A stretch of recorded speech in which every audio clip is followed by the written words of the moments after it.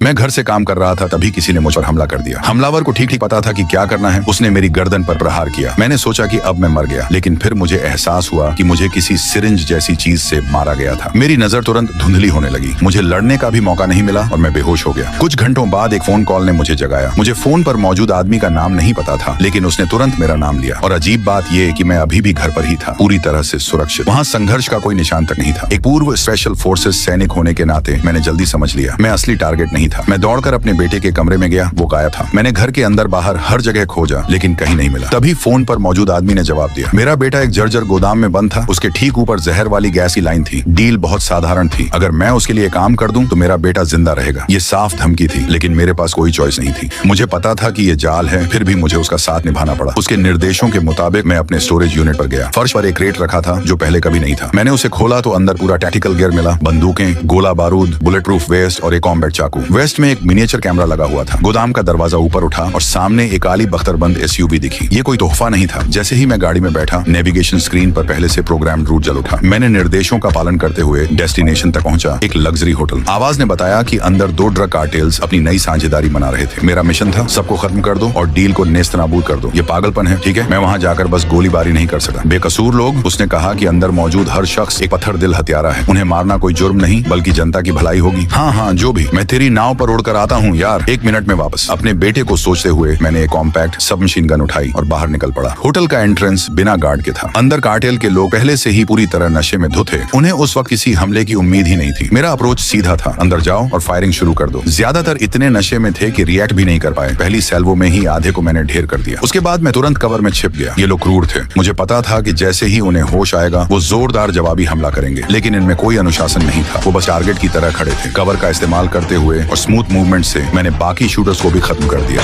पूरा होते ही मैं एसयूवी की तरफ दौड़ा और तेजी से भाग निकला। मैंने उससे डील निभाने और मेरे बेटे को छोड़ने की मांग की। मुझे अभी तक पता नहीं था कि फोन पर मौजूद वो आदमी खुद एक ड्रग लॉर्ड था। उसने मेरे बेटे को इसलिए अगवा किया था ताकि मैं अपनी प्रतिस्पर्धा को खत्म कर दूं। अगर मैं मर भी जाता तो उसे कोई नुकसान नहीं होता और उसके हाथ साफ रहते। इसलिए उसने तुरंत मुझे दूसरा जॉब दिया, एक और कार्टेल बॉस को खत्म कर। उसे पता था कि मेरा बेटा मेरी कमजोरी है और मैं फिर से मान ही जाऊंगा। जैसे ही मैंने प्रतिद्वंद्वी ड्रग लॉर्ड के कंपाउंड पर धावा बोला, उसने मेरे वेस्ट कैमरे की फीड को बड़े स्क्रीन पर पैच कर दिया। वो चाहता था कि उसकी पूरी टीम लाइव शो देखे, स्पेशल फोर्सेस क्लीनिंग हाउस। लेकिन जैसे ही मैं अंदर दाखिल हुआ, समस्या आ गई। दरवाजे पर गार्ड्स ने मुझे रोका और तुरंत मेरे वेस्ट पर लगा कैमरा देख लिया। लगा है मैंने ड्रग लॉर्ड की टीम को शुरू से ही थोड़ा सरप्राइज दे दिया। मैं मैनहॉल में दाखिल हुआ। मेरा टारगेट तीसरी मंजिल पर प्राइवेट रूम में था, लेकिन सीढ़ियां उसके आदमियों से भरी हुई थी। मुझे इन गार्ड से बचना था ताकि घेर न लिया जाए। मेरी सतर्क स्कैनिंग ने उनकी शक जल्दी जगा दी। एक ने मुझे बाहर फेंकने की कोशिश की। मैं घबराया नहीं। जो गार्ड मेरे पास आया उसे मैंने गिरा दिया। फिर बैनिस्टर पकड़कर